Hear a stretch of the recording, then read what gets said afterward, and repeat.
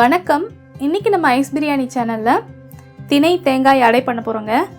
அதுக்கு பார்த்திங்கன்னா நான் இந்த பவுலில் திணை அரிசி 1 கப் 200 கிராம், கடலைப்பருப்பு 1 கப் 200 கிராம், உளுத்தம்பருப்பு 1/2 கப் 100 கிராம் எடுத்து நல்லா சுத்தம் செஞ்சுட்டு இதை ஒரு 3 முறை கழுவிட்டு 3 மணி நேரம் ஊற வச்சுருக்கிறேங்க. பார்த்தா தெரியும், பாருங்கள் நல்லா ஊறி இருக்குது. இப்போ இந்த மிக்ஸி ஜாரில் ஊறின அரிசி பருப்பையும் எடுத்துருக்கிறேன். இப்போ இதில் ஒரு 4 வரமிளகா, ஒரு சின்ன துண்டு இஞ்சி, 5 பல் பூண்டு, அப்புறம் கொஞ்சம் தண்ணி சேர்த்துக்கிறேன். கல்லுப்பு தேவையான அளவு சேர்க்குறேன். இப்போ இது எல்லாத்தையும் கொஞ்சம் கொரப்பாக நான் அரைச்சி எடுத்துக்கிறேன். பாருங்க, இது எல்லாத்தையும் இந்த அரைச்சிட்டு இந்த பவுலுக்கு மாற்றிருக்கிறேன். இப்போ இதில் ஒரு 1/4 கப், அதாவது 60 ml கப்பு இது முட்டைக்கோஸ் பொடியாக நறுக்குனது சேர்க்குறேன்.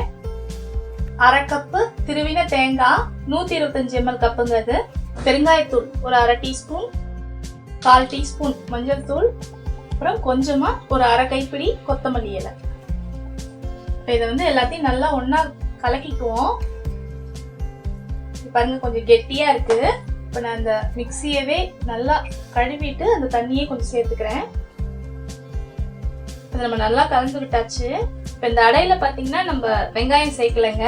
அதுக்கு பதிலாக தான் நம்ம முட்டைக்கோசும் தேங்காயும் நல்லா நிறையா சேர்த்துருக்குறோம். இந்த அளவுக்கு இருந்தால் போதும். இந்த அரைக்கிறப்பையும் கொஞ்சம் ரவா மாதிரி எடுத்துக்கணும், ரொம்ப நைஸாக அரைச்சிடக்கூடாது.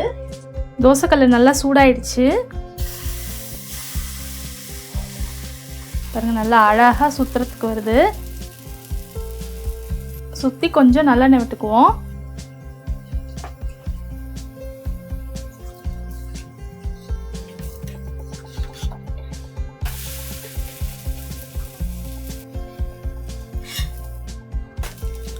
பாருங்க, இப்போ இந்த பக்கமும் நல்லா வெந்துருச்சு.